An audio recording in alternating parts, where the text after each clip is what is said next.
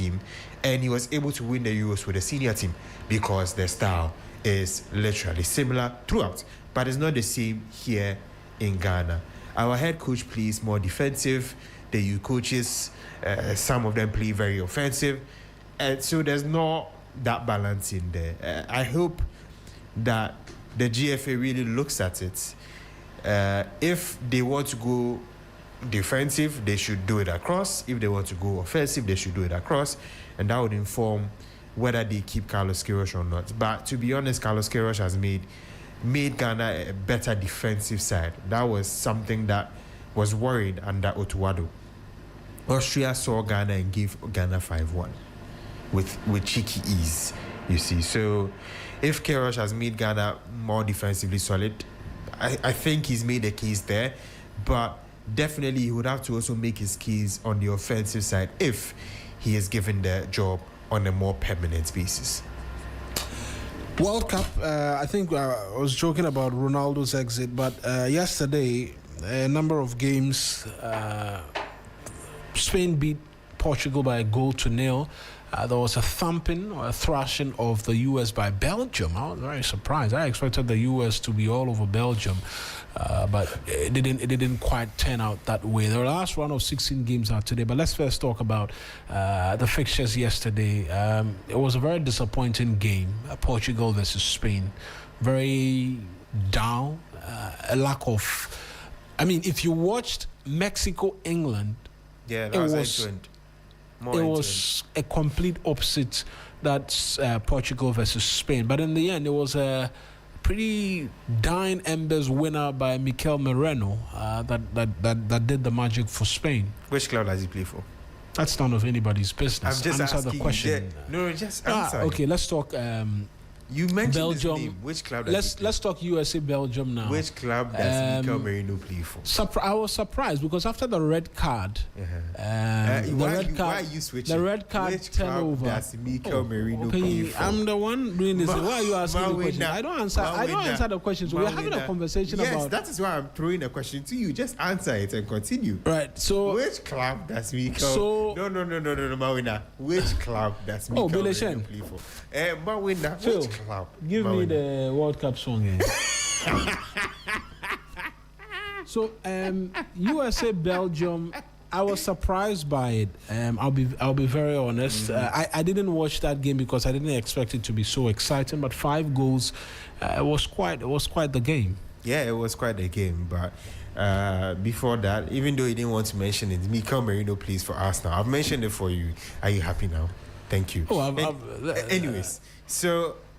I was very surprised, to be honest. But again, there were foreshadowing because Belgium in their previous game, I think the last group game, they showed that they can actually score. They put 5 past their opponents. So that was a bit of foreshadowing. But from what we saw from the USA, the kind of brand of football that Pochettino played, you would have expected that they put more of a fight against Belgium, who, to be honest, if Senegal were a tad more serious, they would have knocked Belgium out of the competition by the round of 32. But then again, some people would think it's just that justice in football because the Balogun fiasco literally almost overshadowed the whole encounter between Belgium and the USA. I feel if it turned out the way where USA won and Balogun scored some way, somehow, would have been absolute war on the footballing war. But I think everything will now calm down because, Belgium exposed USA anyway, got a very comfortable 4-1 victory. But it doesn't take away the fact that this Belgium team are not as great as they used to be. I'm so disappointed about Senegal. They are not as great as they used to be. The golden generation is literally gone. And so any serious team that will meet Belgium would absolutely destroy them. Spain is not looking entirely as serious as we expect. But they've not conceded a goal in this tournament. Fair. I mean, they're the only team who are yet to concede. Yes. At this entire tournament. So that is something that Belgium must be very wary of. Because they control the ball really well. And if Spain really well. If Spain switch it on, they really switch it on. That's the thing. Really well. Yeah. And they found very interesting pockets. Yeah. It was a very interesting pockets they found, and then it was a quick free kick, and it was just a quick switch on, and then the damage was done. At some point when I was watching the game, I kept asking myself, are these guys serious? Because they get into the Portuguese box and they are looking for a pass, and nobody's seeking to make that run. And I was watching the game, I was like, this was so disappointing. But Ronaldo's legacy, it will come up in question. I don't think there's a doubt about his legendary status in terms of what he's done for the world of football. Top 2 in the best of all time. No doubt. Top 2. Right? Top 2. But he's not number 1. Okay, for you. I think it's a matter of preference, to be honest. You see, these arguments you guys... It's a matter of preference. Let's put it that way. It's not... Agree to disagree. It's a matter of preference. I don't agree to disagree. But it's a matter of preference. It's not a matter of preference, I think, right? No, to be honest... I'm not having us get into a Messi Ronaldo argument. I'm talking Ronaldo and how he exits the World Cup. It doesn't, like I said, it doesn't question his legendary status in terms of football, but the entire team, questions are asked as to this Portuguese team could and should have done better than they've done the entire tournament. In fact, they've not been brilliant this entire tournament. The similarity between Belgium's golden generation and Portugal's golden generation is one man. Mauna, who is that one man? Come again.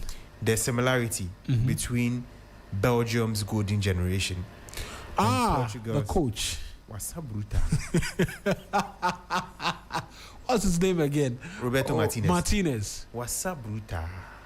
See, the kind of talents that are in Portugal, you cannot tell me that you can't get Portugal to fire.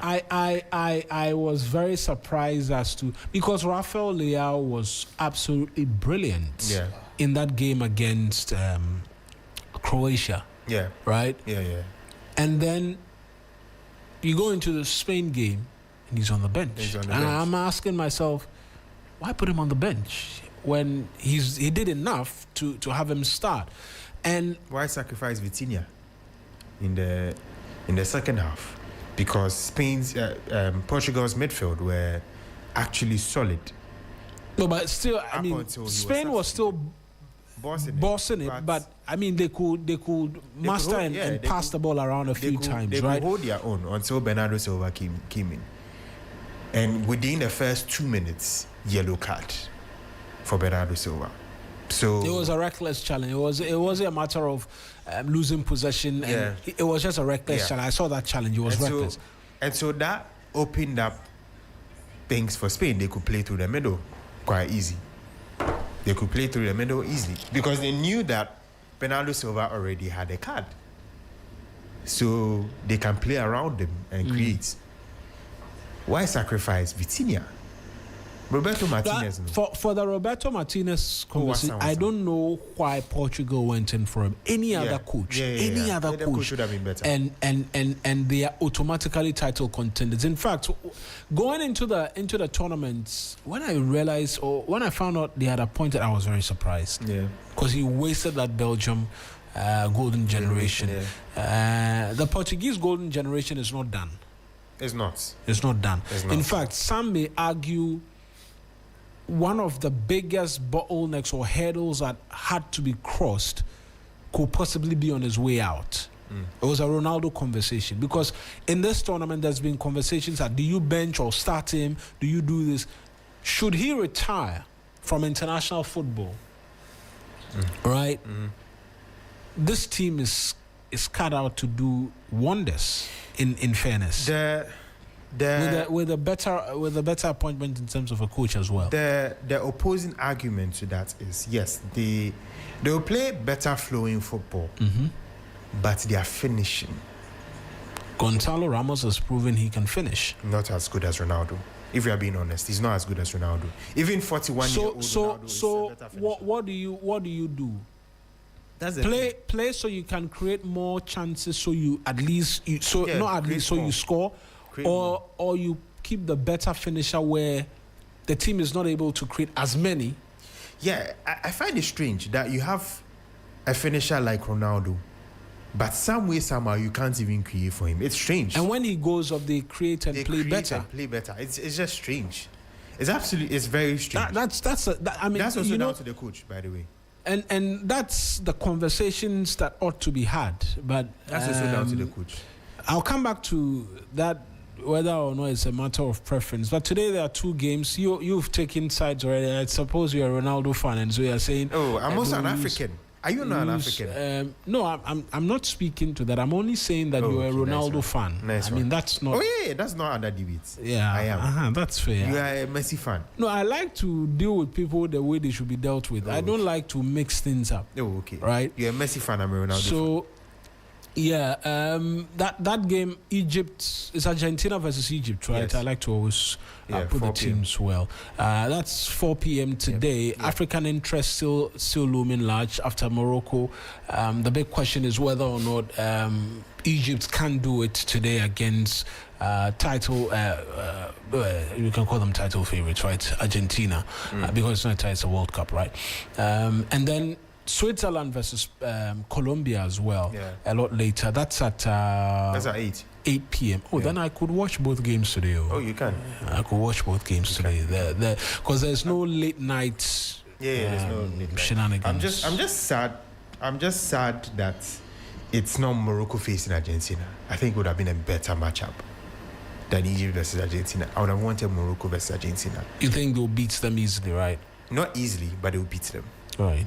Yes. That's fair. Yeah. That's fair. I mean, Argentina have not entirely impressed. Yeah, not entirely. But Messi has always been showing up.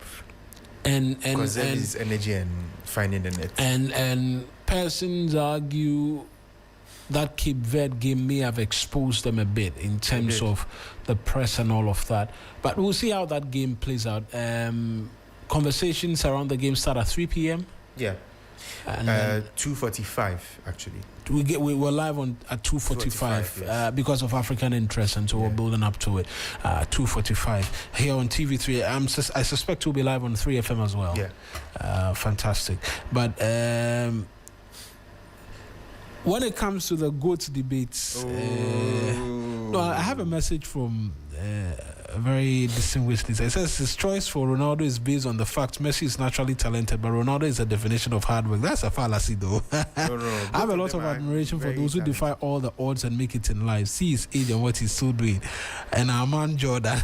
Good morning to Council John Baptist Ayeje. He's the one who sends this message. The last thing I'm going to say in relation to this, then I can relieve you, is that there is no preference. For you? No, it's not. You see, for you, I like to tell my Ronaldo colleagues this, and I say it emphatically. Don't worry. When it comes to who the greatest, and dare I say even, we've transcended the GOAT debate. You understand what I'm saying? We've transcended. You are looking for greatest of all time in football. We are speaking about the greatest athlete of all time. You understand? There's a level of difference to the conversation that we have. We've transcended football and honors and have entered other realms. And that for me speaks to the mark. You can go and be arguing and be saying Euros is on the same pedestal as the World Cup. I don't agree. I didn't agree with what you said on that. 3, 4, 7, 6 games and all of that. We're talking about the World Cup. There is nothing, and I can say confidently, that you can put above the Argentine magician. And so it's not a matter of preference. It's a statement of fact. You understand what I'm saying? It's a statement of fact. It's one that you can't stand anywhere and deny. Messi is, was, will be the best thing ever to happen to football. He is God's gift to the world. And through sheer hard work, that has been materialized. Thank you very much for joining us. Phil, let's wrap up the show. You see, Phil, are you going to allow us? Are you going to allow us get into the conversation? To mention which club Mika Merino plays for Arsenal. We were going into a conversation. You wanted to meander into club football. That's the only reason. That's the only reason why I was not. But Phil, we have to go. You said whatever you have to say. Let's get to the 1,000 goals. We'll be there. Thank you. No. So, wait. No, wait. For a man to score, a man to score 1,000 goals, right, and have only one knockout goal in a World Cup, which was a penalty, right? You do not care. We are waiting for that 1,000 goals. Which was a penalty. How many golden boots does he have out of those 1,000 goals? You are playing against part-time promise Uzbekistan. Please.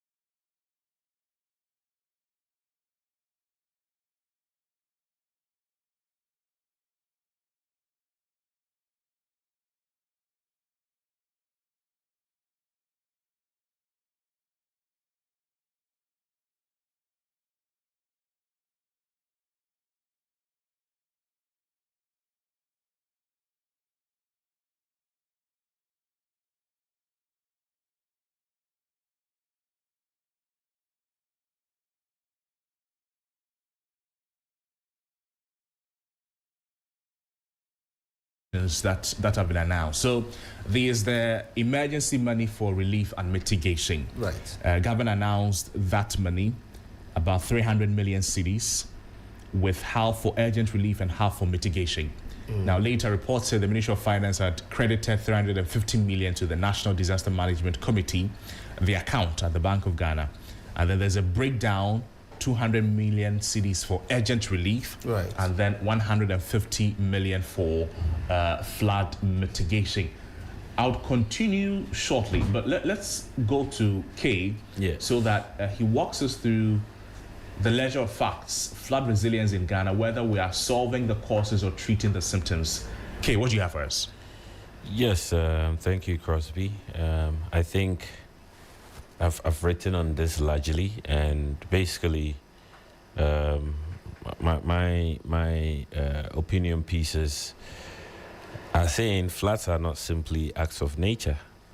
You know, they expose failures of governance, planning, procurement, maintenance, and enforcement.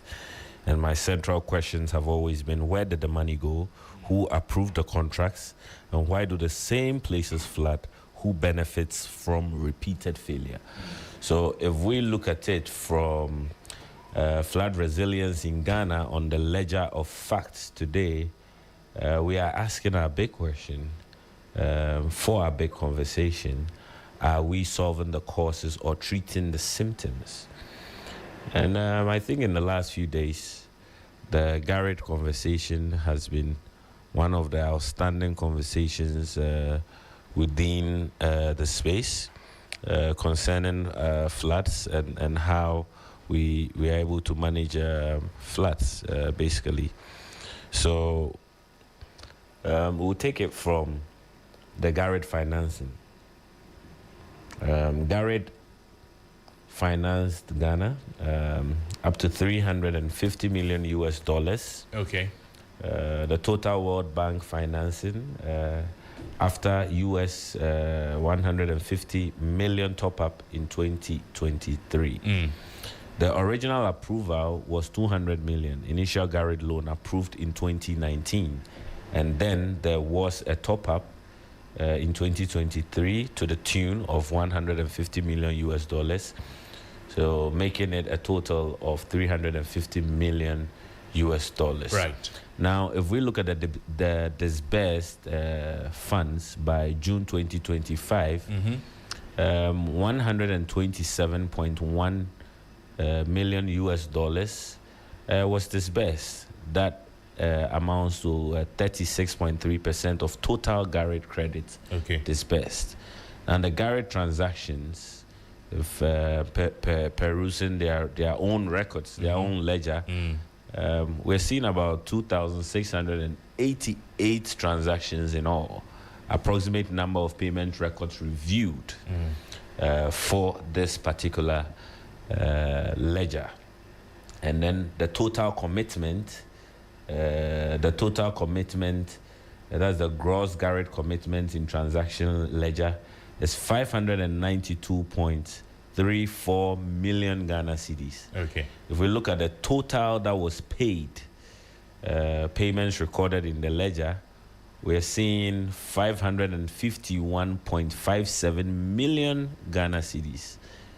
And then we are looking at the outstanding, the difference, which is 40.78 million Ghana cedis in commitments still outstanding.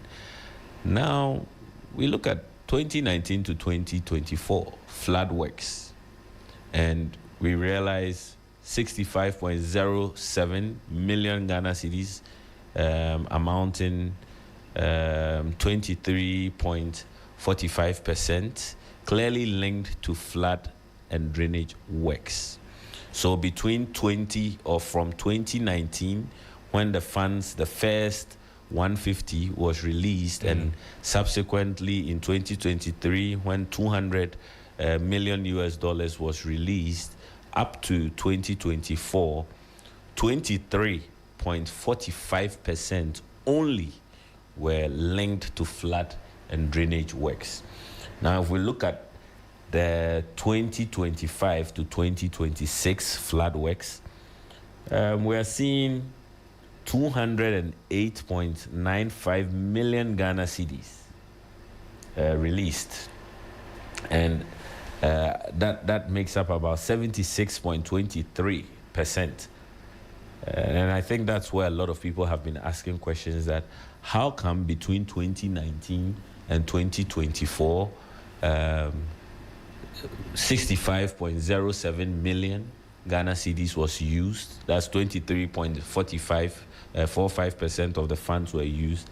And just in a period of 1 year, 208.95 million, that is 76.23% of the funds were used. The explanation has been that 76.23% has been linked to flood and drainage works, where directly, that's the infrastructure, whereas the 23.45%, has been linked to things unrelated and some related to flood mitigation.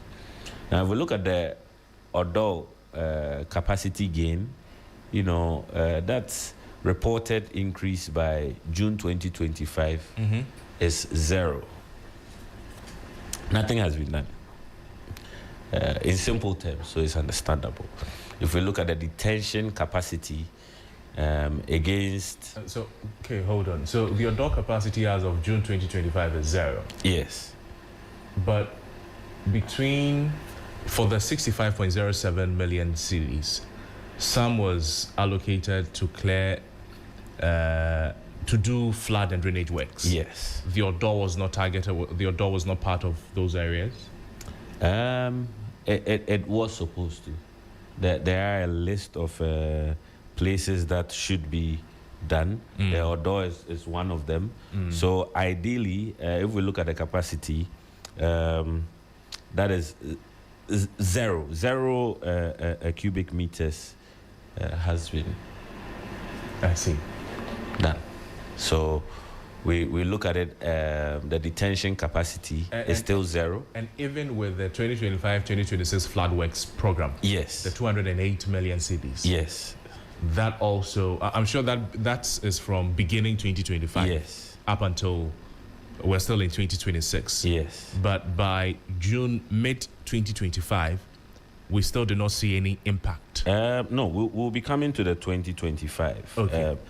This is for the 2019 to 2024. Okay. And then you realize that if you look at the Odo Channel floodwater carrying capacity, the target was 191,500 cubic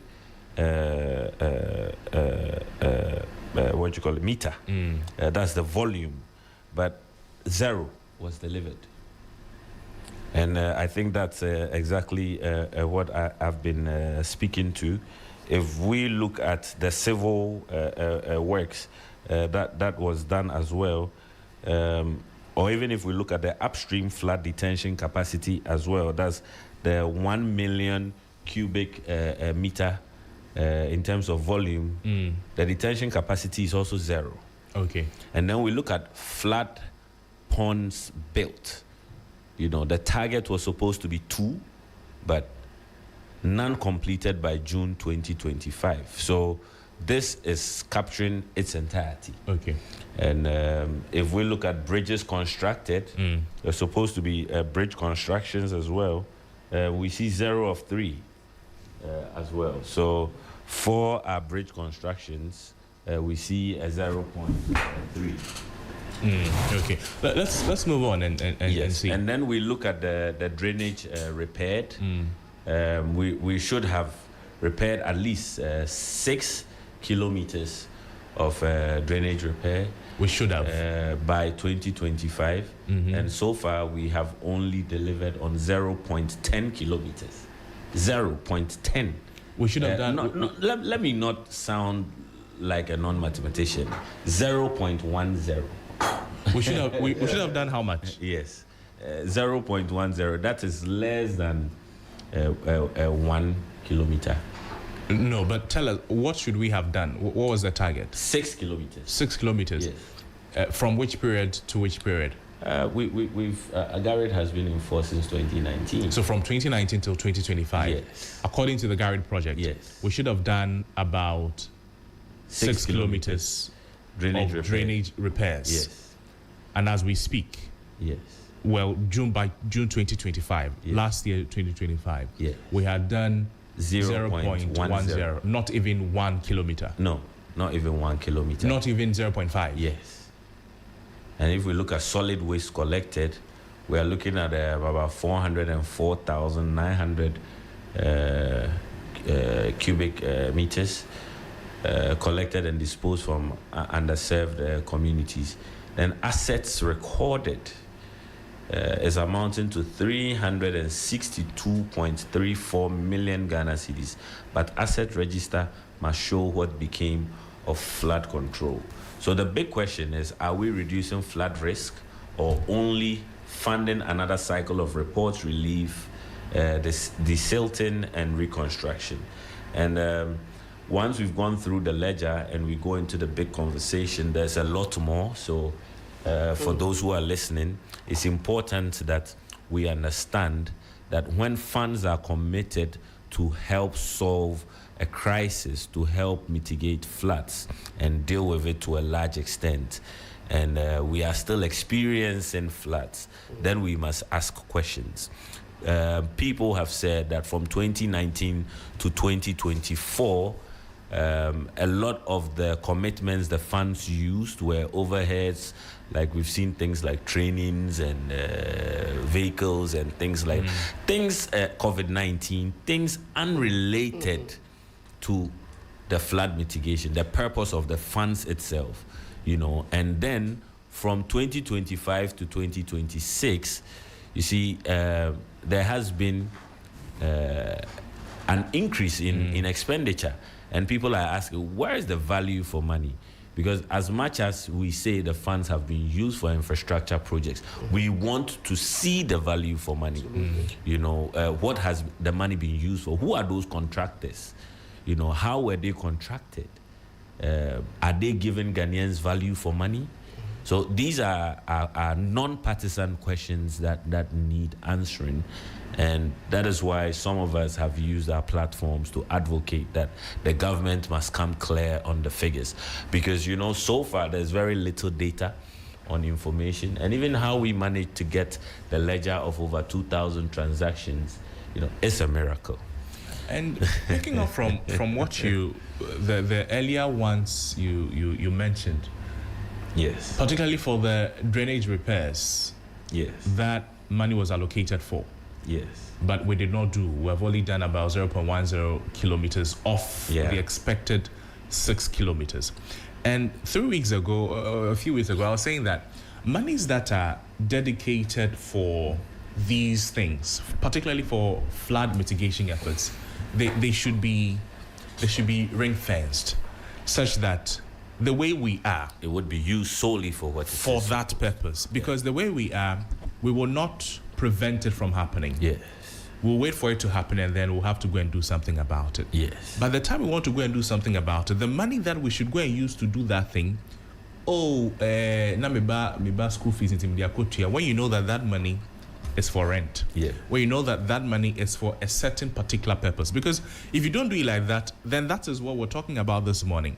The monies allocated, used, but used differently. Yeah. So we go back to the same problem. We've not solved the problem. Yeah. And earlier I was mentioning some of the various interventions that have come since the recent floods. We've spoken about the emergency money, the National Post-Flood Mitigation Task Force has been created, led by Brigadier General Foster.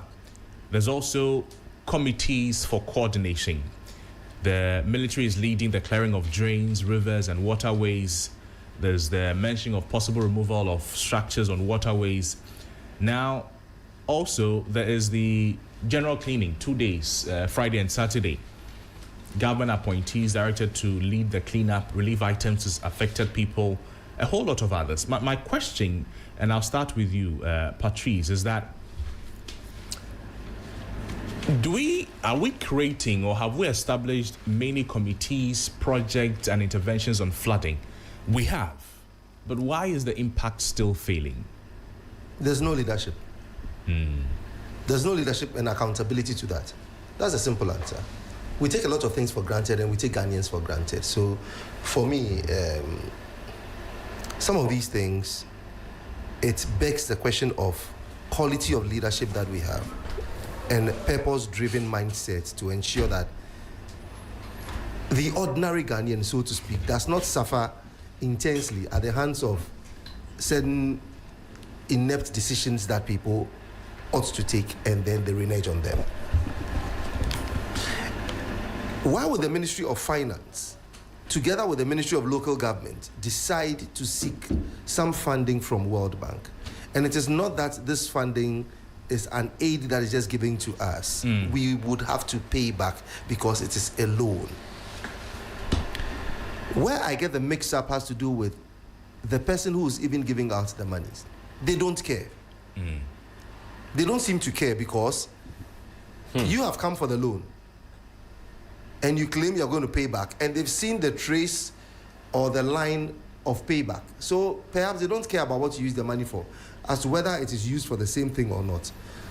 All they care is to get their money back. So you ask the question about the World Bank, that are you just there to fleece the people because you understand the psyche of the African, that whatever they come seeking from you, they would never use it and they still would come back. But then you would have locked in the processes and procedures and the means through which they have to pay back.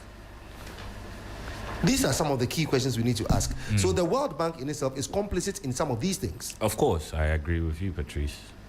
They are complicit in some of these things because if you know, every now and then you write reports. Yes. You review reports. You see them.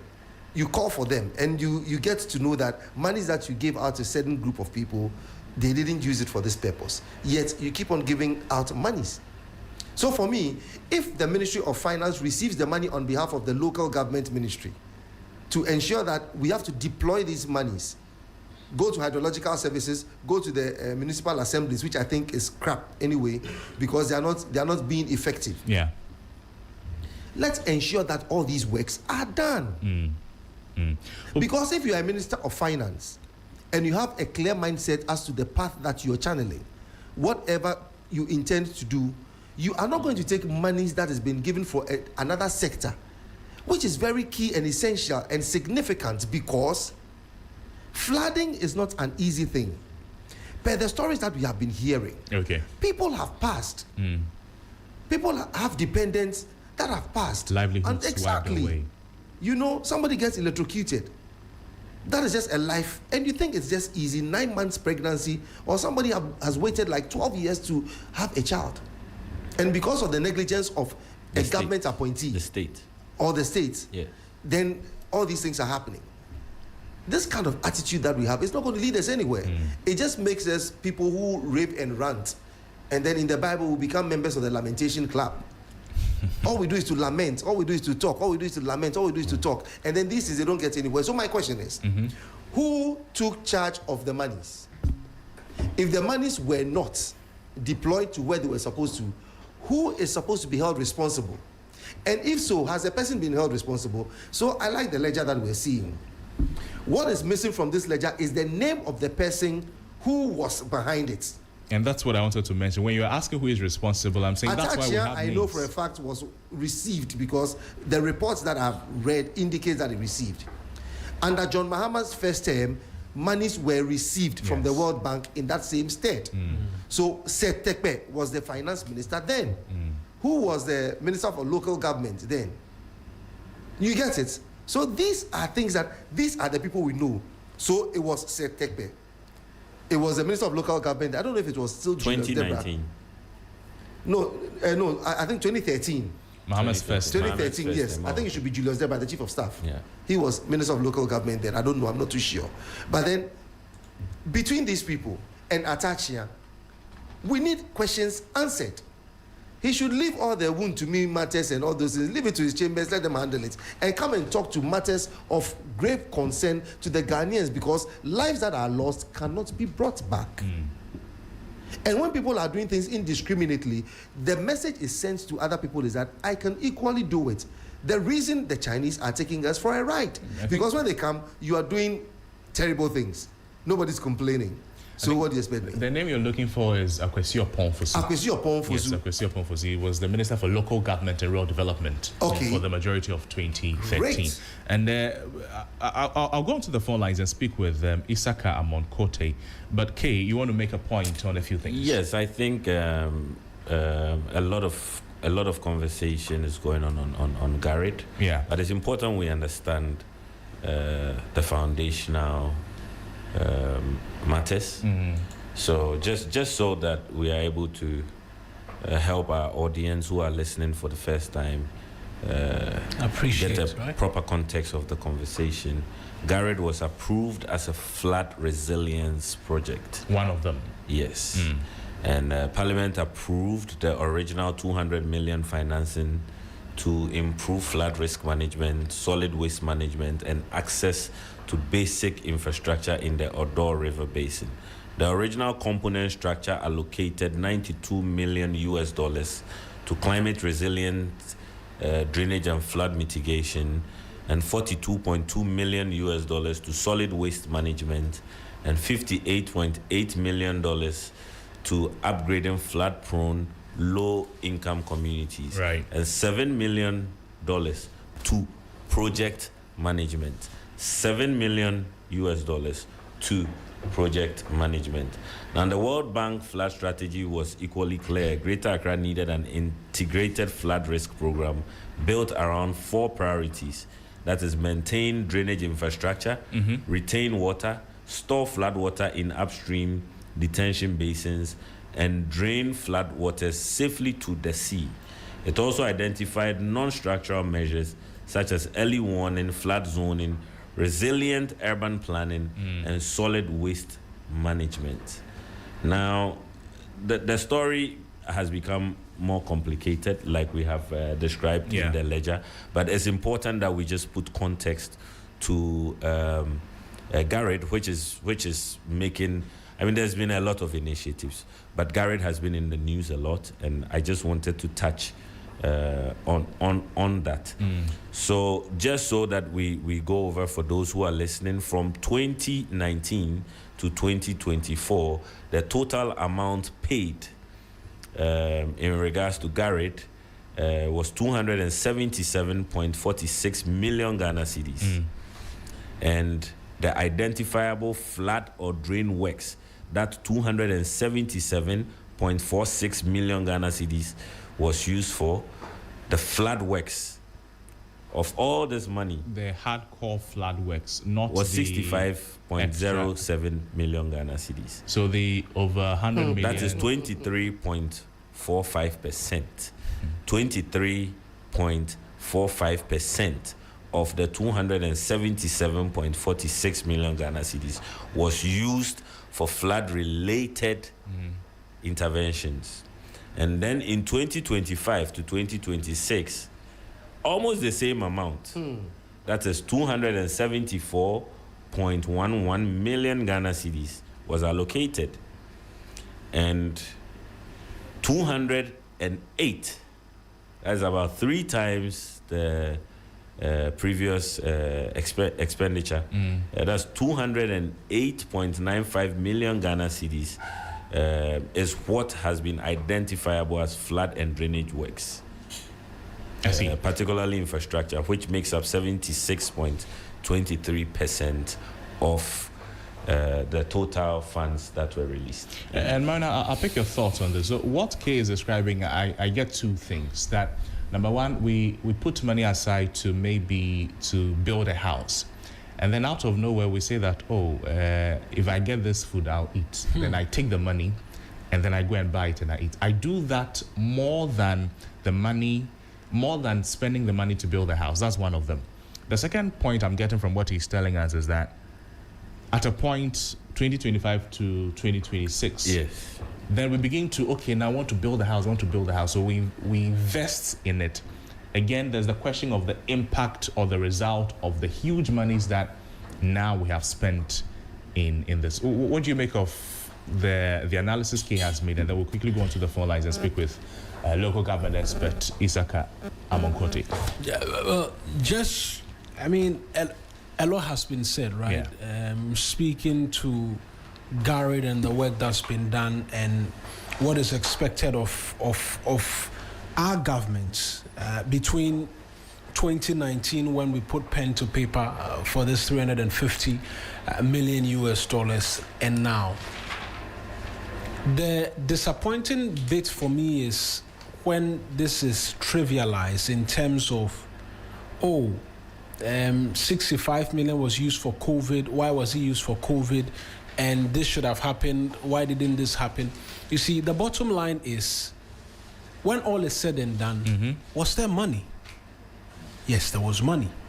What was it used for? Have we seen the effect?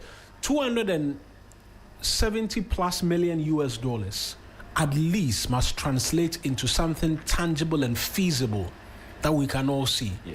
And I agree with the rest of my colleagues when they say, to an extent, the World Bank is complicit sometimes in these things. But you can't blame them too much, can they? How are you always doling funds out?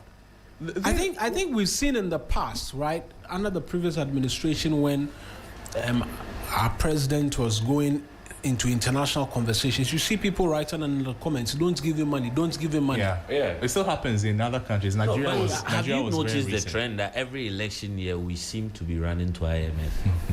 Yeah, don't give him every money. Don't give him money.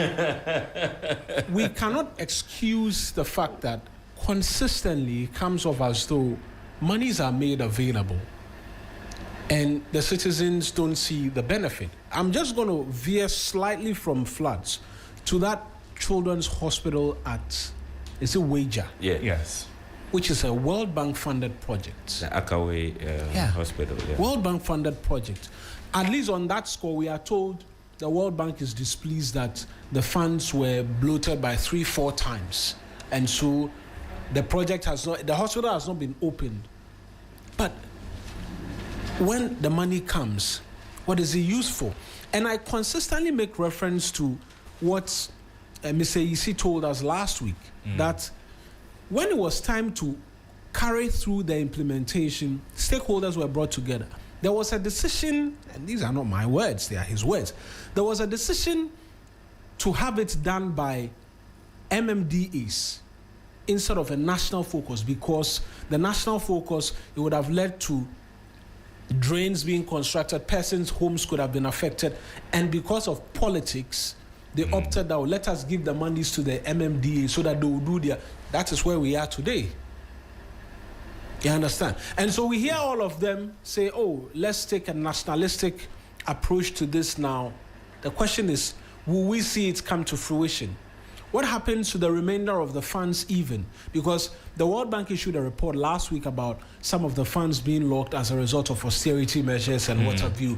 Well, if you read the report, you realize that they say the finance ministry has decided they are going to take certain steps to correct it. Are we going to see the releases?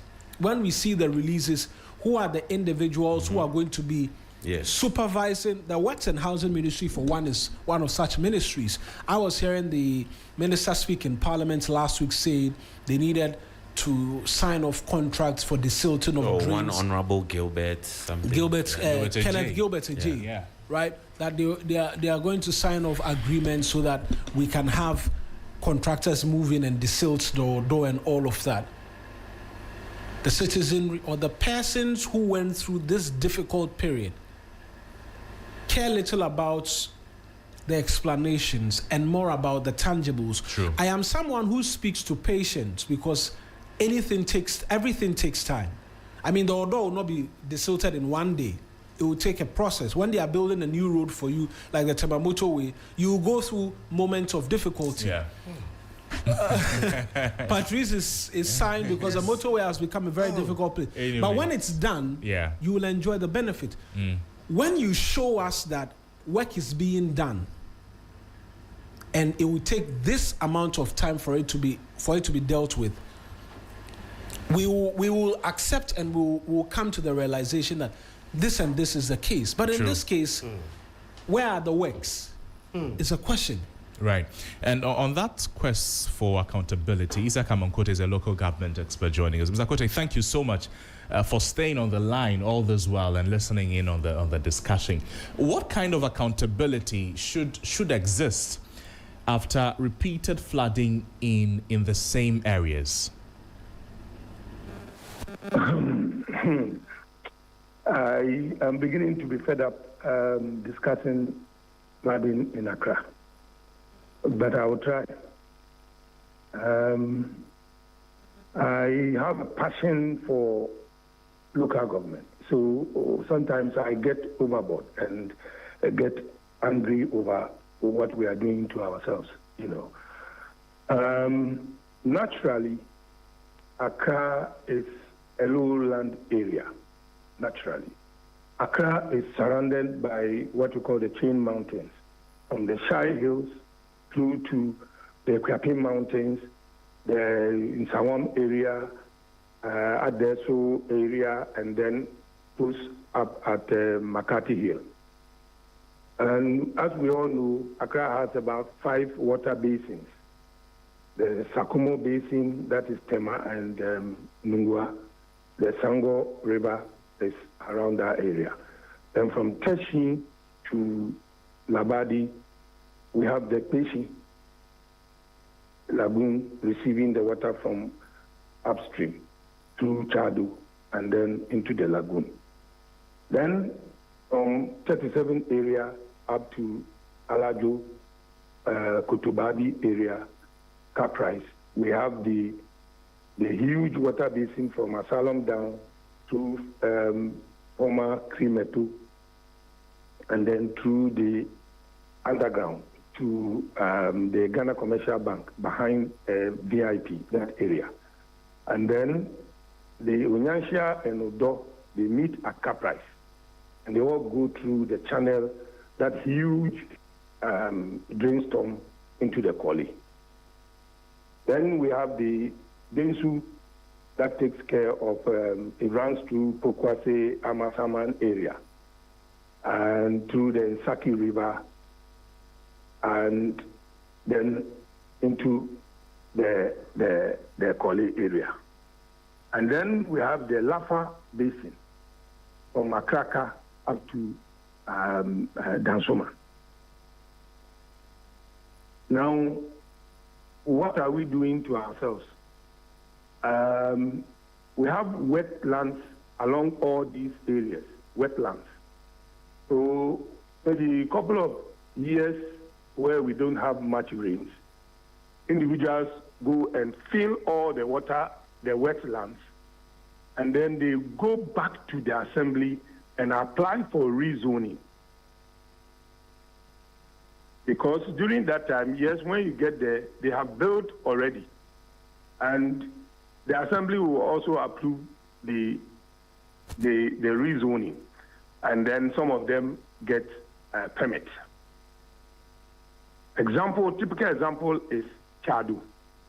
In 2020, they applied for a rezoning in turning the mangrove area, the swampy area, into a mixed use because they had filled and built on the land already. So yes, when you get there, you will not see the mangrove.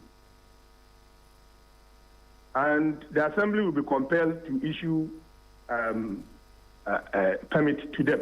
Mm. The same applies to the Ramsar side at Sakumo. The Forestry Commission at that time, headed by Sir John, they changed the Ramsar side into residential mixed use. And the same thing applies to the Pambros area. And we have spots within the Fafraha and Abokobi and all those areas. So if we have the rainwater coming from the basin, which must come through to Accra and then into the sea, and you have all these impediments in the waterway, what you're going to see is flood. Right. So it happened, and Nanado created the Garrett, which I heard you discussing. Mm-hmm. The technical guys within Garrett said, yes, we have seen the problem. We need to construct 18 water retentions on these basins. But we decided to use the money to go and do COVID operations and then training, about 23 million into training. I don't know whether they were training people to pilot B-52 or I don't know what kind of training that wasted, $23 million. I cannot understand it. So at the end, we had blown $127 million without anything. I hear this time they said they are now going to start constructing the water retentions. So now, Mr. Kote, let's come to waste.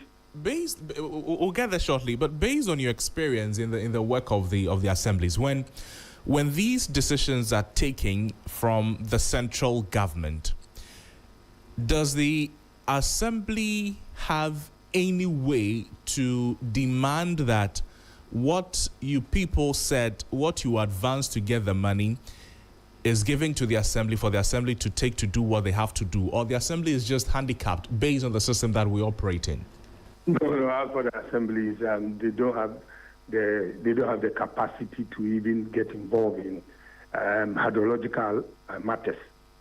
So they are out. So the expectations of people of the assembly, then, what happens to it?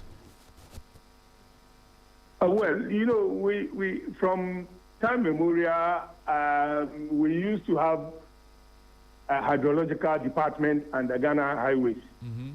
And then it became a Ghana Hydrological Authority somewhere in 2021 under the same Nanado. He created Ghana Hydrological Authority.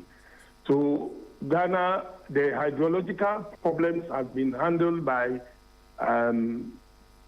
these authorities, not the assemblies. So yes, we have a huge water basin running through an assembly, but they are handicapped. They cannot touch it. They cannot do anything on it. I see. Yes. Their bit is about waste management. Right. Because apart from physical structures impeding the water flow, we have waste also in the water flow. That's true. So impeding, yes. So that is their area. And since 1992, we've been practicing district and municipal assemblies without waste management department. As we speak now, all the municipalities you have in Accra, they don't have waste management department. So and a typical waste. So when it comes to waste management, then based on the lack of the department at the various municipal assemblies, then we cannot demand the assemblies do what they should do in that regard. Exactly, because a typical waste management department will have a waste director, his assistant, a number of supervisors, a number of waste workers, and then waste volunteers. And they all have their clear functions. A municipality of about 300,000 population to have about 20 trucks. They should know where they are going to dump, the final disposal of the waste generated in their municipality. But what we have is the environmental officers who are in charge. They locate strategic areas and then plant these huge containers, what we call the skips, in the electoral areas. And you are expecting the residents to carry waste and walk about 1,000 meters to go and dump in the bin. And elders don't carry waste, so we give it to the kids. When they get there, there's somebody sitting there who say that this thing is full, so send the waste back home. Where do you think the child will send the waste? It will drop it behind somebody's house. And when it rains, it will find itself in the drains. So, as we speak, the assemblies are not equipped to deal with the various waste they don't have. generated by households. They don't have. I can tell you that there are about 23 municipalities in Accra, and they are operating with about 10 trucks to lift such waste. That is the reality. And environmental officers are in charge of the waste in Accra, especially residential waste, and that is where the problem is. The problem is not about, it's not on those who are doing the street sweeping and all that. It's the residential waste. That is where the problem is. People are doing open burning. The rest find themselves in the drains, and then we collect about 40% of all the waste generated in all the municipalities we have in Accra. And at the final disposal, they don't even have any idea of where the waste is going. Somebody will just go and locate an abandoned quarry and say, okay, this year we are going here. Everybody move your waste there. So at the end of the day... So in this case, then who is or who becomes responsible to deal with the waste generated at the various assembly levels? This is $1 million question. I thought we have a sector minister. Or don't we have? Of course, there is. There are ministries and agencies that deal with it. So why do you want to play around with the question? Somebody must carry the policy along. And we all know that you don't put 300,000 people in a municipality without waste management department. Are you joking or what? And there are some companies who are also going around, collecting from individual houses under ESPA or whatever they call themselves. Okay. And when you have about 200 the houses, assemblies do not have the capacity to deal with waste, but no, they don't have. They don't have. Say again, sir. They don't have. Okay, but based on the expectations people have of the assembly and the mandate of the assembly, although they don't have the department, what can the assemblies do to, if you like, take care of this problem their own way? They must have a department fully for that. There is an Act 1961. It was passed 2009. And that says that the assemblies should have trade and industry department. They should have waste management department. Since 2009, we have never implemented it. Because that is a fact. You don't create an assembly, a municipality with a population of over 200,000, 300,000, and there's no waste management department to manage the waste. What are you expecting the people to do? We have not even mentioned liquid waste. So we are only dealing with solid waste. Right. So we have created problems. All the 8 years of Nanado, we didn't have waste management department. The 1.5 of JM, we don't have. So the waste will find itself in the drains. It's as simple as that. And then the rain harvest collection. Everywhere in Europe, we harvest rainwater. You don't allow the rainwater from your roofing to hit the ground because it is going to wash the earth into the drains. Right. Mr. Kote, let me take you a few steps back. Still on the waste management concern, the environmental officers who graduate from the few schools that teach or educate people in this training or in this field, who do they report to because they work within the assemblies? Yes, that is what they are, the people in charge of waste. Yes. But waste management is not about environmental officers. Mm-hmm. It's about a mechanical engineer who understands the equipment and understand the environment, who can cause municipal waste audit to determine the kind of waste we are even generating and how to apply the 3 R's: reduce, recycle, and reuse. So if we get place environmental officers in the municipal assembly with a population of about 300,000, science has taught us that each individual generates solid waste of 0.7 to 0.85. It depends on whatever you are doing. So if you have a 300,000 population, you should have a fair idea of the strategy you are going to mount in managing the waste in your municipality. Okay. Mr. Kote, sorry that we have to dwell a little bit on the waste conversation, but for the various assemblies, based on how they are made up, we understand the assemblies also provide some waste management services, either directly or indirectly through contractors or subcontractors. For instance, they may contract Zoom Lion or other private waste companies. But the assembly still has responsibility for planning, for supervision, for sanitation education, and everything concerning sanitation. But they are able to do these without the department. If they are, then what more do they need to deal with the waste problem proper? So if they are able to do that, why are we in this situation? But they do, don't because they? Because if we have a classic waste management situation and you want to make do with some makeshift arrangements, I don't see how you want to get the results.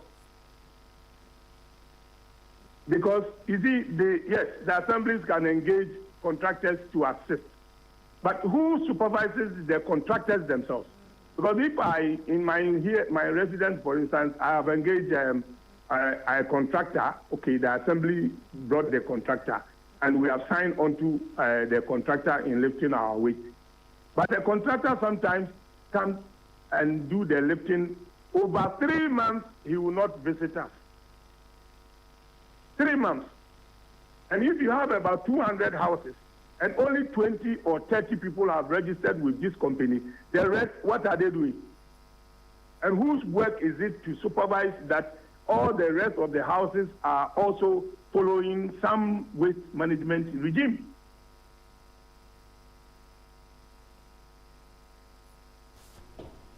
Do the assemblies have a certain unit called the Environmental Health and Sanitation Unit?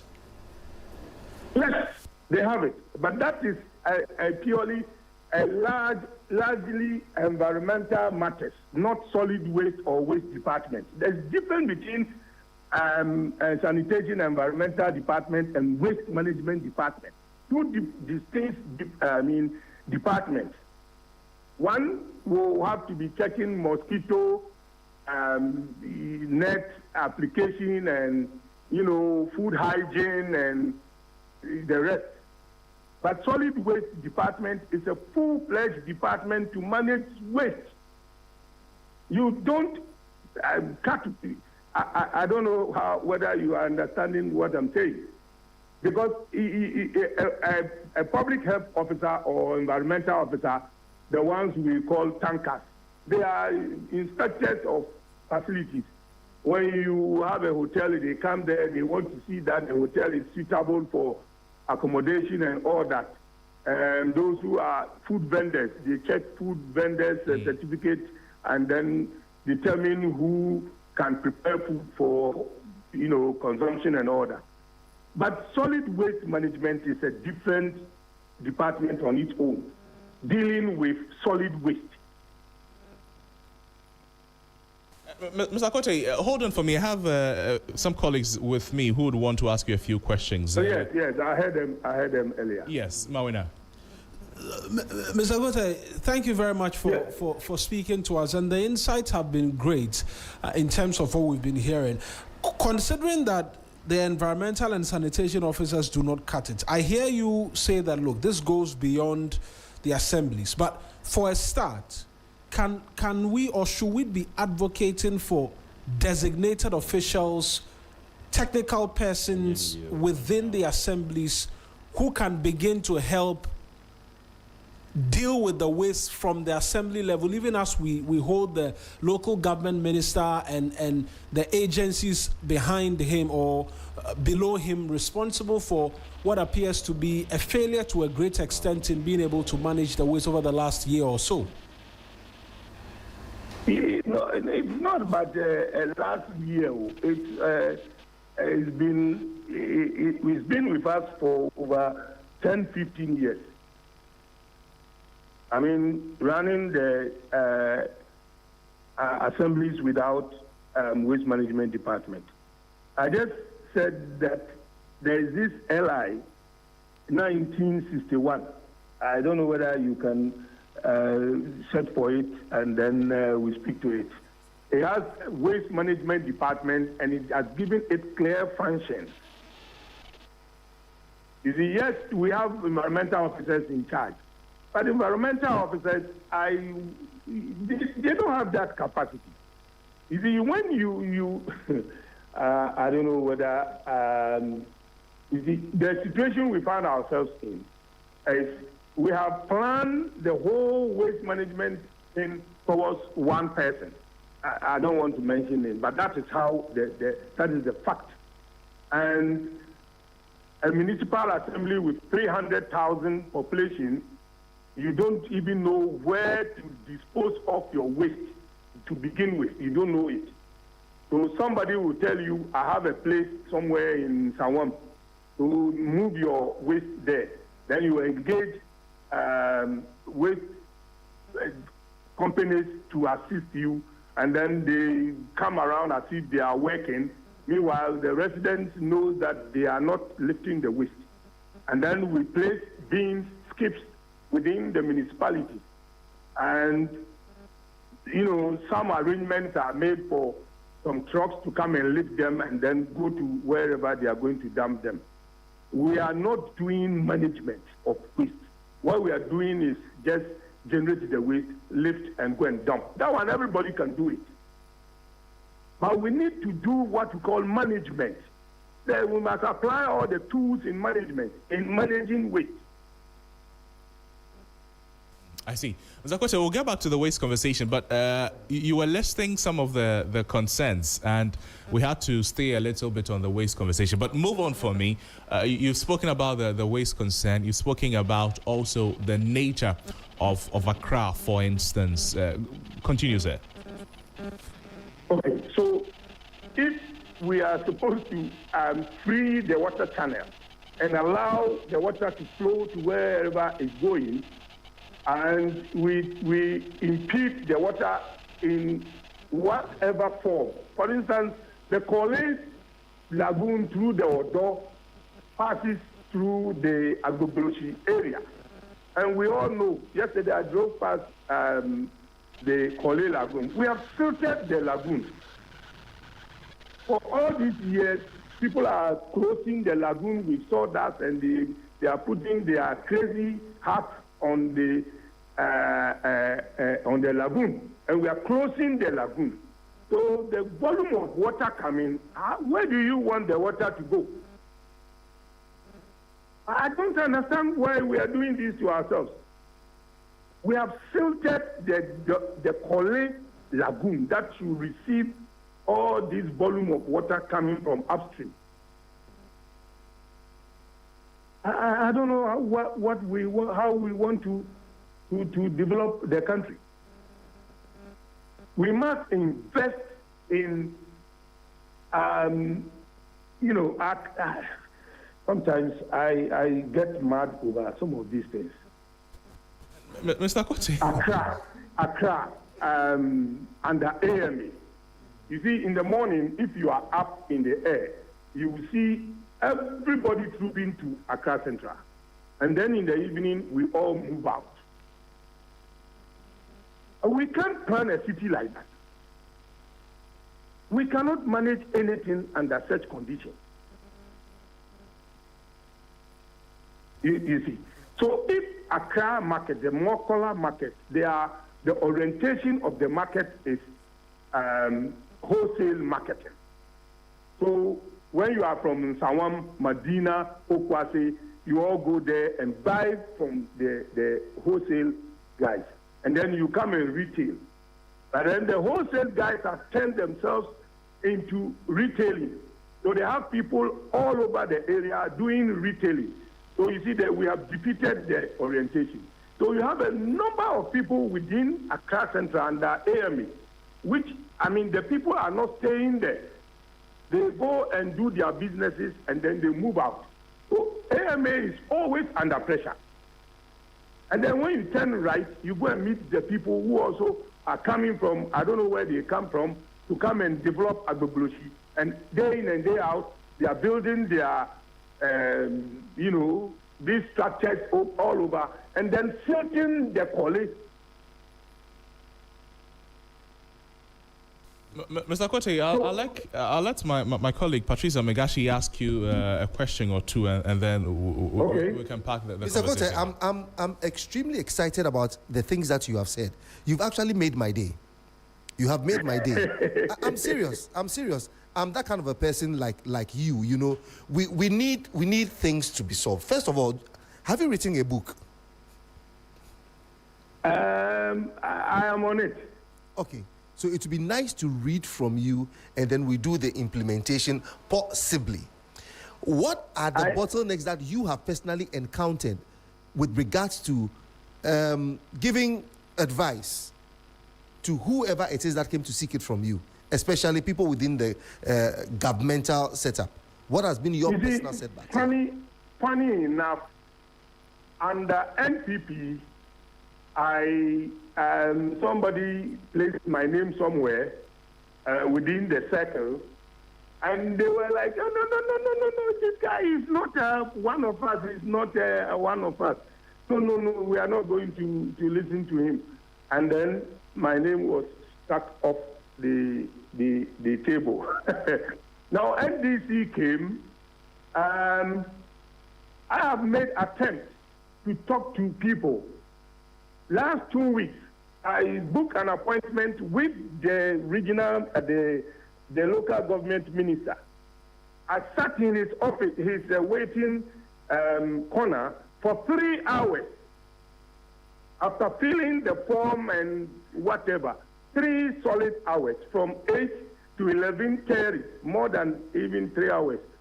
And I said, hey, my friend, after all, I don't owe you, you don't owe me. Right. Let me take out from there. So I left. Mr. You see, the media, when they need me, they will talk to me. But the officials who are lacking ideas, I'm not reaching out to you. If you don't understand, get somebody to assist. And if I'm availing myself to, you are not ready to listen. What can I do again? We get it. Mr. Kote, stay on the line for me and let me speak with Gilbert Ankra. He's the PR of the Accra. My cousin, yes. Unfortunately, we've lost him, but we'll try and reconnect with him so that we can put some perspectives and what the actual situation on the ground is, particularly based on the concerns that you've shared with us on waste management, for instance. But apart from Patrice, who am I speaking with? That's Crosby. Crosby is the one speaking now. Yeah. Hello? Crosby. Crosby is the one. Okay, Crosby. Yes. You see, I know you're frustrated. I have a lot on my fingertips that can change Accra without a fight. We are not going to fight with anyone, but we will change Accra within 6 or a year. We will change the setting of Accra without a fight. You are not going to fight with anyone. But nobody is ready to listen. Mr. Kote, let's talk about the role of the assembly when it comes to illegal structures, because we know that they contribute hugely to the flooding problem we have in the country. How are they? Are we looking at permanent structures like buildings or these squatters doing their own thing? Be it permanent or illegal structures, temporal structures, stalls, kiosks, all of them. We're just looking at structures that are contributing to the flooding situation we have in the country. Because as we speak, the task force has told us that some of these structures may have to go, buildings on waterways, wetlands, and all of that. How is the Assembly checking its responsibility in this regard? Or in this case too, the Assembly is not equipped to carry out the duties or the responsibility it has been tasked with? Tell us. Okay, so apart from those who clandestinely go and then and fill wetlands or swampy areas and build, right, there are individuals within the system who also play smart with some building inspectors, and then they do their own thing. Okay. You see? Right. Mr. Unfortunately, I'll have to cut you here, but don't leave the line yet because Gilbert Ankra has rejoined the conversation. Mr. Ankra, thank you for joining us. Good morning to you. On the other line is Isaka Monkoto. He's a local government expert, and this morning he's made a few revelations that has been shocking. For instance, the work of the Assembly when it comes to waste management. From where you sit as the PR of the AMA, you experience firsthand some of these things. Is the AMA, for instance, and by extension other assemblies, Crosby, the metropolitan areas have waste management departments. True, it's the municipal but areas. Not the municipal and the district. Yes. The AMA may have, but if you go down to the municipal areas, how are they, and to you, Ankra, how are they able to carry out the responsibility of waste management in the face of the lack of a unit dedicated to manage waste generated in the various municipalities? Thank you very much for the opportunity. And on behalf of the Mayor, Honorable Michael Kwakwalote, we say good morning to your cherished listeners and viewers as well. You know, it's important to situate the conversation within the Accra Metropolitan Assembly's jurisdiction. And for us as an assembly, we have a well-structured waste management department. We have engineers managing those particular, the head is an engineer himself in waste management. And for us, we may not have or experience that kind of challenge. Other sister assemblies, that notwithstanding, because the area doesn't necessarily fall under the AMA, it's quite difficult to know why they are not. But we speak for the AMA, and within the AMA zone, I can tell you that a lot is happening to ensure that the issues of waste is dealt with. The Mayor himself, Honorable Michael Kwakwalote, is also looking at how best, aside the collection of waste, how as a city will be able to recycle these waste and then half the volume that we send to the various landfill sites. And you've spoken nicely, but the reality is that Accra is still very, very dirty. I mean, your area, for instance, there's still huge quantities of waste. In fact, Patrice is shocked at what you've said. Gilbert. Hello, Gilbert. Yes, I'm here. Could you kindly tell us the area that AMA covers? And if it includes Dansoman, Kaneshi, Odoko? You know, yes. Currently, when we are talking about the Accra Metropolitan Assembly jurisdiction, we are looking at 3 sub-metropolitan districts. We have Ashedu, where we have part of the Central Business District. So we share boundaries with the Krole Municipal Assembly. We also, parts of the Central Business District, we also have parts of Agbogbulushi, where we share boundary with Ablekuma Central. Yeah. Then you come all the way to the Gamashin area, all the way to Kamara, and parts of Banana Inn, where we share boundaries with Ablekuma West. So Dansoman, just as you mentioned, falls under Ablekuma West. It doesn't fall under the AMA. If you come to Okankwe South, we also have parts of Kaneshi. So where the Kaneshi market is currently situated, that particular enclave all the way, Bubuashi, industrial area, Aveno, all those areas under Okankwe South falls under the AMA. So these are the areas. But let me state that there is that mayor is collaborating with other sister assemblies, MPs to ensure that whatever we get that, Gilbert. We get that. But are you saying that you don't have problems with what's the name? Trash, waste? Are you saying you don't have problems with waste management? I'm not saying we, as an assembly, we don't have challenges when it comes to issues of waste management. But it's important to state that as a Metropolitan Assembly, one, we have a well-structured waste management department.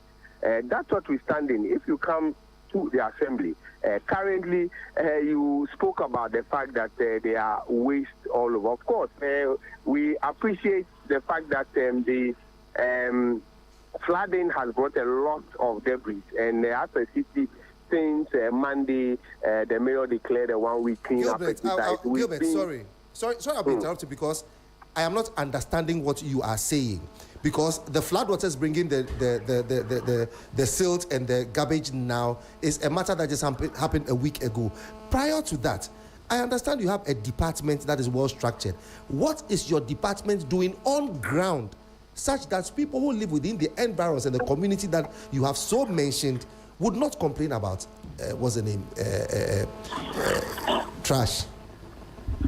Within the AMA, and that is what I'm telling you on authority, that there is no time you will come and see even heaps of refuse left within the central business district for a day. It is collected on daily basis because the waste is generated daily. And as a city, even if you look at our communities, today, as I speak to you now, I have been on the Beach Road, or that's the Winneba Road connecting to the Professor John Evans at Mills High Street. And on that street, you will never find any heaps of refuse anywhere gathered within the AME zone. And as for that one, yes, we can tell you.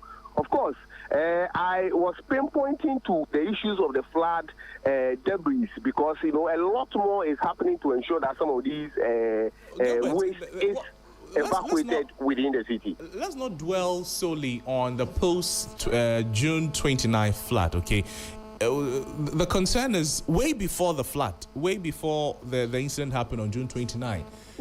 The June 29 incident happened based on a number of factors. Amongst them is the waste problem.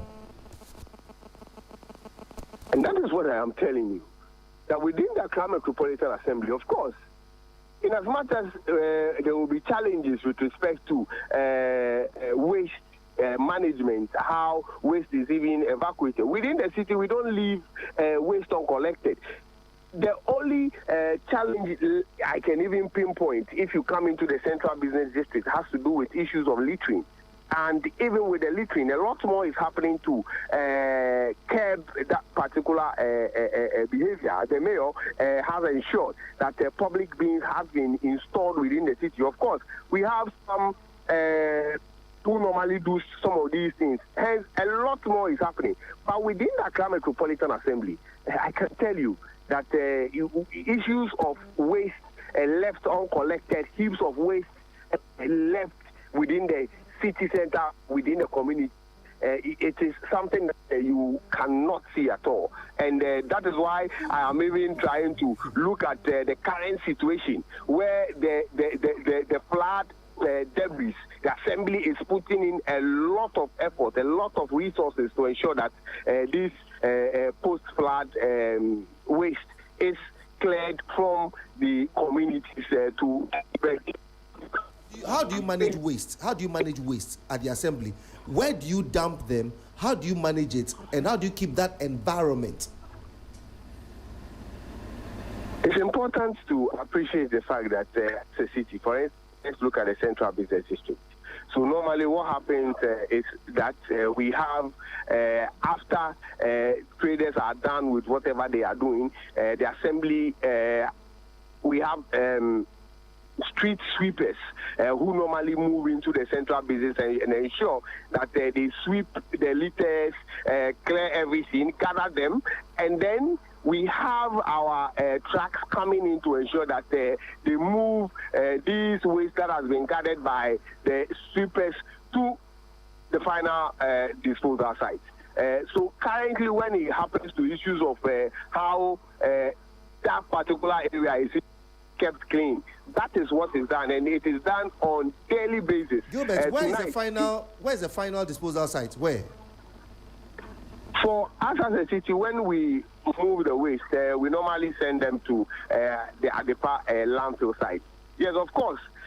We know there are challenges when it comes to issues of landfill management in the city. Hence, the Mayor, Honorable Michael Kwakwalote, is looking at ensuring that we find ways to have the waste that we send to the landfill it's all about site. what you intend doing. Aren't you close to ICGC, the Central Church or something? Hello, Gilbert. Yes. Kujo here. And I've been listening to your explanations, and you know, for me it's laughable because we have contrary evidence to what you're speaking to, and you can tell yourself that you're struggling to explain yourself. Your government came into power, or the mayor has been in power for more than a year. Is he still thinking? Yeah. I'm speaking to your last comment. You see, when you're granted the opportunity, as much as you're doing your work and it's PR work and it has to sound good, you should know you're talking to your co-equals, because we are not in the business of engineering. We're in the business of communication. So when you speak to your co-equals, you should not assume that we don't understand the questions we are asking. These are serious issues. People are losing lives. People are losing properties. Businesses are in jeopardy.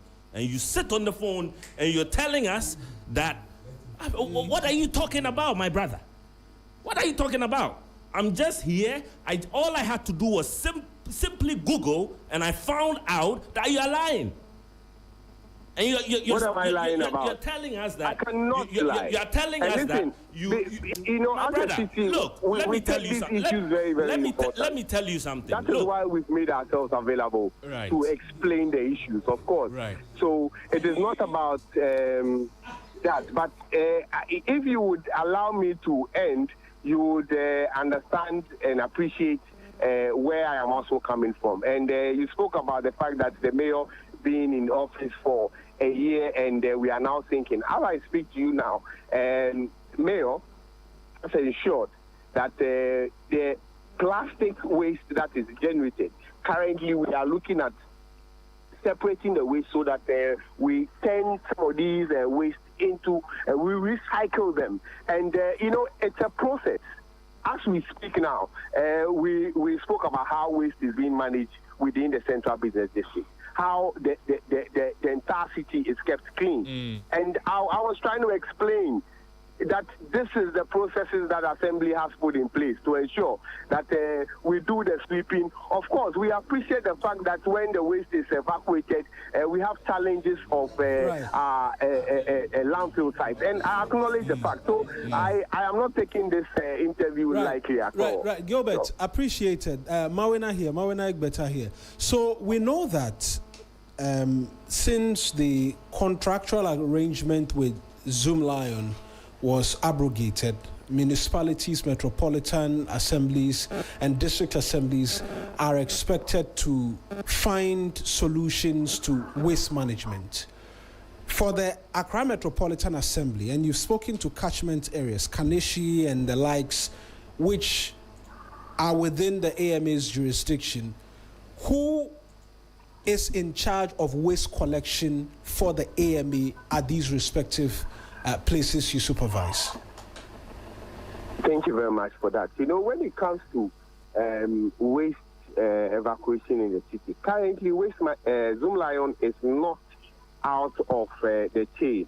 We have a central container, SIP container, within the communities, and it is their responsibility to ensure that some of these SIP containers are lifted. Aside that, as an assembly, what we are doing, and as I said earlier on, Zoom Lion was ensuring that we have street sweepers who move into the community, who move into, for instance, specific areas within the central business district in the community. What I understand is that AMA is still working with Zoom Lion, and Zoom Lion is in charge of the sweeping, the gathering, and taking the. Help us appreciate what's happening. Yes, what I am saying is that Zoom Lion is in charge of the evacuation of SIP containers within the community. So if you go to the Carnation Market, for instance, the SIP container that you see there, the waste container that you see at Carnation, it is Zoom Lion's who come and pick it up to lift those particular containers. Aside that, if you come into the Central Business District, for instance, the Accra Metropolitan Assembly has its own street sweepers. So our Waste Management Department, after deploying these street sweepers to ensure that they sweep the streets, the waste is gathered at specific locations where the assembly itself moves in to evacuate this waste to the final disposal site. And this is done on daily basis. I would invite your cameras to follow us tonight to see how the waste is even gathered and then evacuated to the final disposal site. So for us as a city, when it comes to how the waste is managed and how we move them away and ensure that the environment is clean, this is how it is done. But we Zoom Lion, just as I said, is ensuring that the SIP containers are lifted. It's picking the SIP containers. And so you have persons who the assembly has employed and they are cleaning your catchment areas every day. How many times are they supposed to be working in a day? You know, do they go just in the morning after they are done sweeping, they are done and then they go home? What's the arrangement like? You know, the mayor, when he took office, instituted the 24-hour sanitation system within the AMA. So after these street sweepers, they come very early in the morning, ensure that they do the sweeping for the collection, that's the mop-up in the morning. In the evening, when trading activities are done, we have another set also coming in to do the sweeping within the Central Business District and then ensure that the waste is collected to the final disposal site. So that is the current arrangement. Right. Within the course of the day, do you have any officers who go through your catchment areas, particularly the market areas, right? Because those places are of great importance. Do you have any persons going through, officials who are ensuring proper disposal of waste outside of waiting for close of day before we come and sweep? Because you and I both know, if you, after the morning shift is done, if you go into the markets by afternoon, it's littered with filth. Yes, and that was what I said earlier on, that within our catchment area... Because you mentioned there's 24 hours, but within the 24 hours, it's just 2 times that people are arriving to do anything. That's why I'm asking, what happens in the afternoon? No, that's what I was saying, that within our catchment area, one of the major challenges has to do with littering. Hence, the mayor, as I speak to you now, we have installed over 100 public bins within the Central Business District. If you go as far as Kolibu, for instance, we've installed some of the bins there. And it's towards ensuring that people don't litter. But, you know, it's a process, and education is very, very key in whatever we are doing. Hence, the opportunity you have even given us to express ourselves is very, very important. And so these public bins are coming in to also help support. Aside that, what we have done is also to arrange with the traders. So at least when they do their waste as traders themselves, they will have some bins to put these waste in. If you look at the shops, for instance, there are some of the areas where we even have the traders themselves getting smaller bins in front of them to put some of these litter. But just as I said, it is not 100%. It's a process, and we are continuing with education, with enforcement, so that at least people can't desist from the littering. Gilbert, the concern is that everything you say whilst you're speaking to us sounds very great. But we go through the areas every morning. The concern is a matter of enforcement and sticking to the job and having it done. The Kaneshie market you speak about, right? I have colleagues who go through there every morning, and they tell us the waste is not collected on time. In fact, it has been like that for a while where waste was not being collected. Sometimes it goes as long as a week and the waste is not collected. And so when you tell us that SIP is supposed to be picked up by Zoom Lion and your persons are there and they are sweeping, it begs the question, is that job being done? That's the question we are asking, because if we go to Kaneshie markets today, but for the flood, which has kick-started a certain renewed sense of urgency to clean, Gilbert, you and I both know the waste can be there for 1 week and nobody has come to collect it. And that is the bane of the conversation. Why are we having in so many instances, particularly for the AME in catchment areas, where sometimes 7, 8, 9 waste has not been collected? And there are persons who are supposed to be collecting it, and they are not collecting it. And you are the AME, you are there, and you are not doing anything about it. You spoke about the issue of Kaneshie market, and it was as a result of the Assembly's intervention. That was why we were able to compel Zoom Lion to move the waste from there. But of course, as a city, evacuating the waste, the landfill sites, if you look at the turnaround time and all that, that is why most of the time we normally see the timing. But within the AMA zone, just as I have said, you will never find heaps of waste uncollected for a day. Not at all. We have, as I speak to you now, the Assembly, we have compactor trucks supporting our tipper trucks to ensure that the waste, especially within the central business district, within our catchment area, is cleared. So, yes, there are challenges, but we as a city ensure that the waste is not there, left uncollected for a day. We do the collection, the evacuation on daily basis to ensure that the waste that is generated is collected. As for that one, I can assure you, and just as I was saying, the Kaneshie issue you spoke about, that particular area was under Zoom Lion. Immediately, we saw that the issues were, the container was full. The Assembly moved in to ensure that Zoom Lion does what is expected to do. We even provided some tipper trucks to assist, and your sister station, they were there to even broadcast whatever happened. So the AMA is not sitting down looking at things not to be done when it comes to issues of waste management. Of course, we appreciate the challenges, but we are putting in measures to ensure that we deal with them. And waste management itself is a shared responsibility. And in as much as we look at our side, what we are supposed to do, we must also look at what we are all supposed to do, all stakeholders. Fair. We are all Gilbert, supposed to do. For you at the end, are you overwhelmed as to the waste management business?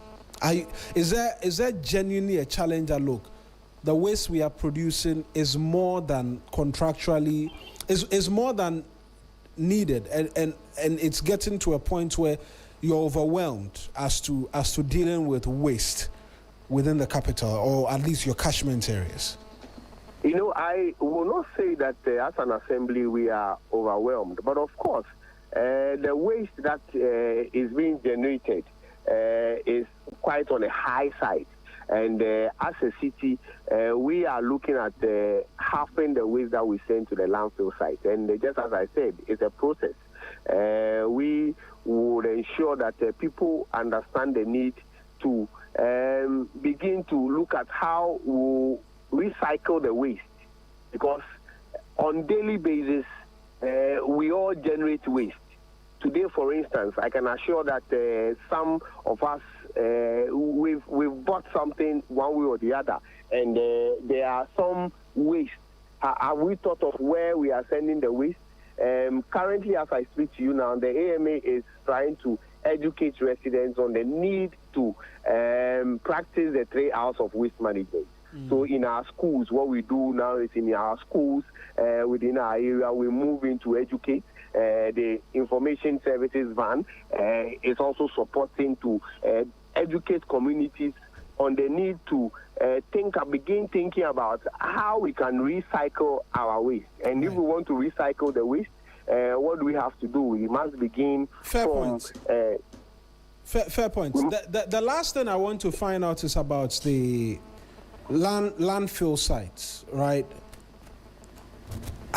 As we speak, how many landfill sites do we have in the capital where waste is being taken to? And this I know might not because you might not directly be responsible, but we want to get a fair idea of how many landfill sites we're working with currently in the capital Accra, because outside of AME, all of the other metropolitan and municipalities will be taking waste to landfills. How many do we have? Because I heard you also mention turnaround time from landfill sites and all. Yes, for us as an assembly, it's important to note that we don't manage the landfill site. Yes, I know that. That's why I said it's not within your... I'm just asking how many we have which you're working with. I know that doesn't fall within your remit in terms of management. We are currently working with the Adipa landfill site. That's where we move our waste. But where is that located, please? It's within the in Sawam, that particular enclave. So that's where we, as an assembly, we move our. So when the waste is picked from here, it goes all the way to Insawam. Yes. Before it will return. That is the distance at which the trucks or the waste beings have to move to deposit before they come back and then do other evacuation of waste. Thank you. Right, Gilbert, thank you so much for speaking with us. We're in this together, so you should understand this, that we know that there's a concern, but it is unfortunate when it appears as though the concern that is the reality is beat down or is communicated as though it does not exist. That is where we'll get. That's where we'll draw the line. You see, you can communicate. No, of course, and we appreciate those exactly criticisms because they are quite constructive. All we're saying, Gilbert, is that when we tell you that there's a problem, it means that we have seen the problem. It's not as though we are making it up for you to come and attempt to defend or whitewash it. We know what we are saying. There's video, pictorial evidence. We've all been there. We all live in Accra. You're not the only person seeing a certain reality that only you perceive. All of us, we know the situation. So if we are asking you, we know what we are saying, and we expect that, in all fairness, that you be forthright, if not truthful with us. But thank you so much. We appreciate your time. You are our friend, and we are your friends, Gilbert. Thank you. But before I go, yes, you know I would not come on air and say things that are not. If you come down to the ground, you wouldn't see them. Everything I've mentioned about with respect to the evacuation of waste within the city. And tonight, your cameras can follow us to see what we do. They are all things that are happening. It's true. The evacuation is happening. It's true. But the cleaning, the stench and the deaths. But Gilbert, thank you. Thank you so much. Thank you for those criticisms.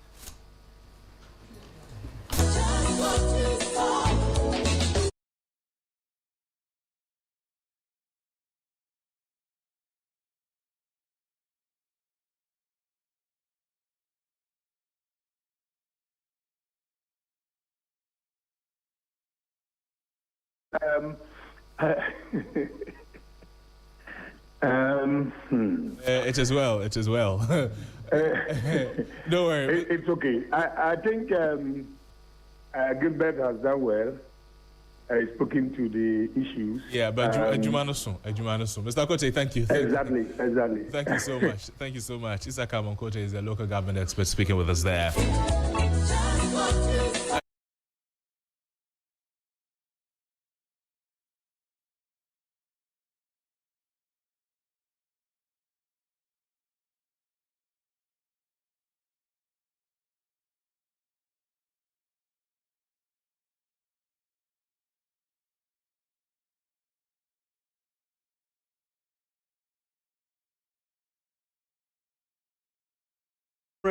Going to and fro in terms of reporting in the aftermath of the floods.